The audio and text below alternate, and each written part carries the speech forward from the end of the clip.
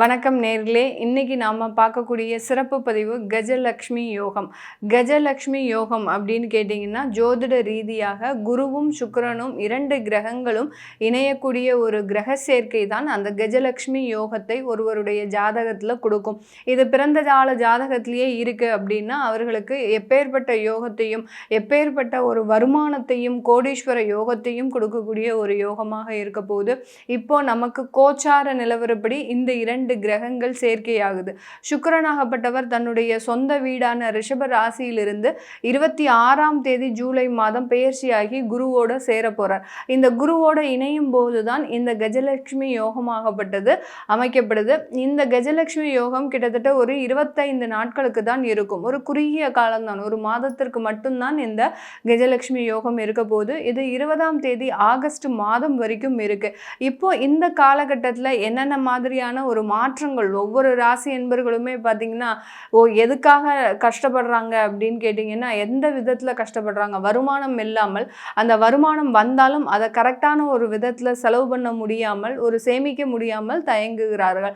இந்த மாதிரியான அமைப்பு இருக்கும்போது உங்களுக்கு என்ன மாற்றங்கள் வரும், என்ன மாதிரியான பலன்கள் வரப்போகுது அப்படின்றது தான் நம்ம இந்த பதிவில் பார்க்க போகிறோம். இந்த சேனலில் இப்போ தான் முதன்முறையாக பார்க்குறீங்க அப்படின்னா சப்ஸ்கிரைப் பண்ணிக்கோங்க, பெல் பட்டனில் ஆல் ஆப்ஷன் சூஸ் பண்ணிக்கோங்க. மீன ராசி அன்பர்கள் பொதுவாகவே நிறைய பேருக்கு அட்வைஸ் பண்ணி அந்த அட்வைஸ்னால நிறைய பேர் வாழ்ந்த சரித்திரம் உண்டு. இவர்கள் செய்யக்கூடிய அந்த அறிவுரையாகப்பட்டது மற்றவர்களினுடைய வாழ்க்கை சரித்திரத்தையே மாற்றிருக்கும். ஆனால் உங்களுடைய வாழ்க்கையில் மாற்றத்தை ஏற்படுத்திச்சா அப்படின்னு கேட்டிங்கன்னா கண்டிப்பாக கிடையாது.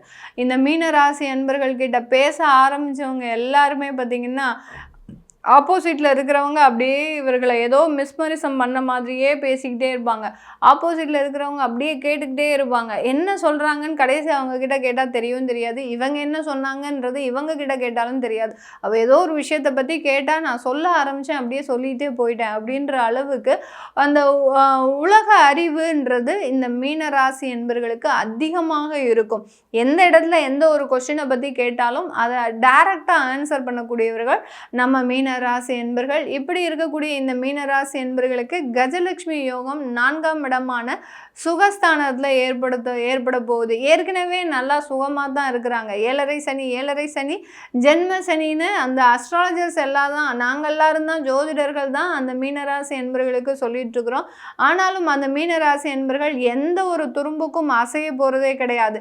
இப்போ இன்னும் ஒரு மேலும் பல மடங்காக, அதாவது ஒரு நல்ல ஒரு மதிப்பாக அந்த குரு சுக்கிரன் சேர்க்கையாகப்பட்டது இந்த மீன ராசி என்பர்களுக்கு அபரிமிதமாக நடக்க போகுது. இந்த சுகஸ்தானத்தில் அந்த சேர்க்கை இருக்கும்போது இவர்கள் அப்படியே அந்த ஒரு நல்ல ஒரு சுகமான ஒரு ஆடம்பர வாழ்க்கையை அனுபவிக்கக்கூடிய ஒரு தருணம். இருந்த இடத்துல உணவு வர்றது, இருந்த இடத்துல டீ காஃபி சாப்பிட்றது, உங்களுக்குன்னு பரிமளிக்கிறதுக்கு ஒரு 10 பேர் இருப்பாங்க. ஆஃபீஸ் போனால் ஒரு மதிப்பும் மரியாதையும் உங்களை தேடி வரக்கூடிய ஒரு நேரம். நீங்கள் ஒரு சாதாரணமாக தான் எல்லா வேலையும் செஞ்சுட்டே வருவீங்க.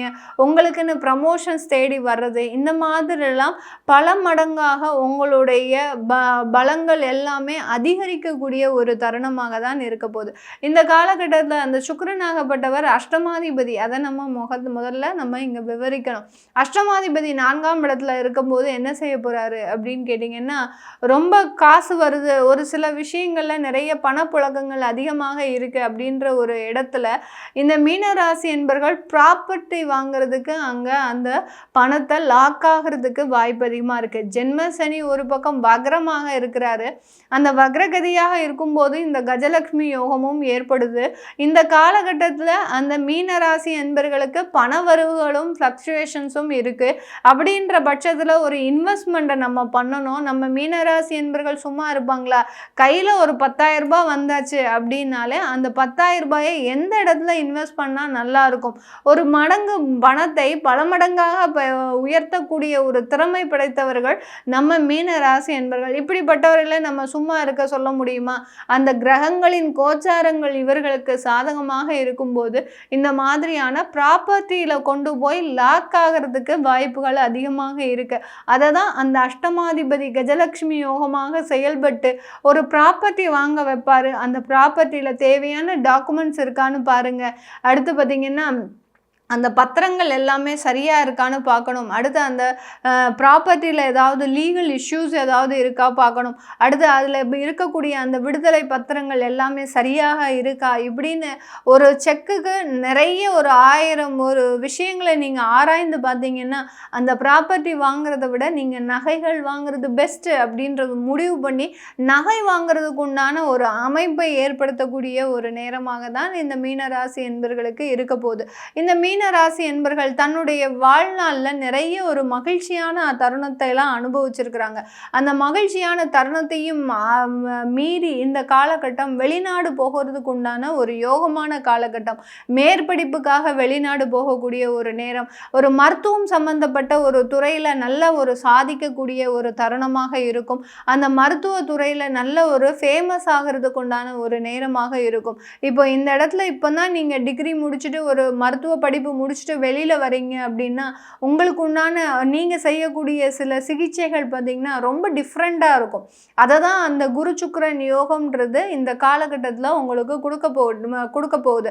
அதனால இந்த மாதிரியாக அந்த மருத்துவத்துறையில் மிகப்பெரிய அளவுக்கு மாற்றத்தை உருவாக்கக்கூடிய ஒரு அமைப்பாக தான் இந்த மீன ராசி என்பர்களுக்கு முழுமையாக இருக்கக்கூடிய ஒரு தருணமாக இருக்க போகுது.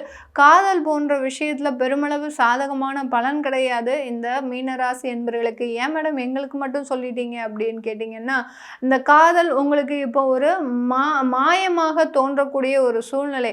அதாவது ஒரு ஏதாவது ஒரு மேஜிக் பண்ணுற மாதிரி இருக்கும். அதில் ஒரு சில நிம்மதி கிடைக்கிற மாதிரி இருக்கும். அடுத்து பார்த்தீங்கன்னா ஒரே மாதம்தான் அந்த காதல் பிரேக் ஆகிடும். அதனால் காதல் போன்ற விஷயங்களில் நீங்கள் பெரிய அளவுக்கு ஈடுபாடு காட்டாதீங்க.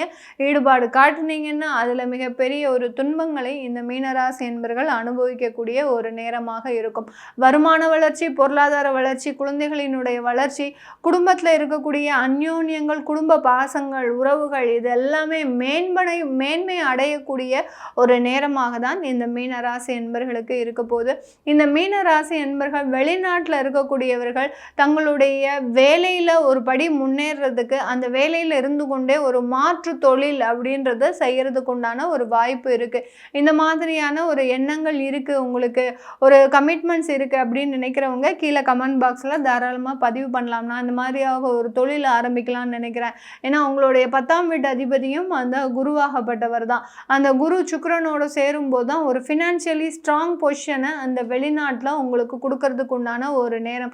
ஏன்னா சுக்கிரன்றவர் உங்களுக்கு அஷ்டமாதிபதி, அடுத்து உபஜய ஸ்தானாதிபதி. அவர் வெளிநாட்டில் தான் உங்களுக்கு ஃபினான்ஷியலாக ஸ்ட்ராங்கை கொடுப்பாரு.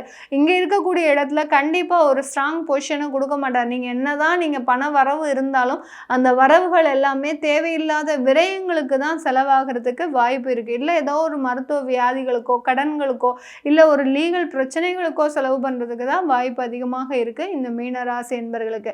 அதனால் வெளிநாட்டில் இருக்கக்கூடியவர்களுக்கு ஒரு தொழில் அமைக்கிறதுக்கு உண்டான ஒரு ஃபினான்ஷியல் ஸ்ட்ராங் பொசிஷனை இந்த 25 நாட்களில் முழுமையாக கொடுக்கக்கூடிய ஒரு தருணமாக இருக்கும். அதனால் தொழில் ஆரம்பிக்கிறவங்க தாராளமாக ஆரம்பிக்கலாம். அடுத்து வேலையில் இருக்கக்கூடியவர்களுக்கும் உயர் பதவி, ப்ரமோஷன்ஸ், அடுத்து இன்க்ரிமெண்ட், இந்த மாதிரியான இன்க்ரிமெண்ட்லாம் பார்த்திங்கன்னா அப்படியே டபுள் மடங்காக உங்களுக்கு உயர்றதுக்கு உண்டான ஒரு நேரம். மாணவ பருவங்களாக இருக்கிறீங்க அப்படின்னா உங்களுக்கு ஒரு பார்ட் டைம் ஜாப் இது வரைக்கும் அதாவது உங்களுடைய பெற்றோர்கள்கிட்ட இருந்து ஒரு வருமானத்தை அங்கே செலவு பண்ணுறதுக்கு உண்டான ஒரு வருமானத்தை நீங்கள் எதிர்பார்த்துட்டு இருப்பீங்க. இப்போ நீங்களே அதை சம்பாதிக்கக்கூடிய ஒரு தருணம். இதெல்லாம் ஒரு பெரிய மாற்றம் தானே. உங்களுக்குன்னு சில சம்பாத்தியத்தை எதிர்பார்க்கும் போது கிடைக்கும் போது அதில் இருக்கக்கூடிய மகிழ்ச்சியே ஒரு நிரந்தர ஒரு மகிழ்ச்சியாக தான் இருக்க போகுது. இது எல்லாமே நம்ம கோச்சார நிலவரப்படி பலன்களை கணித்து சொல்லியிருக்கிறோம்.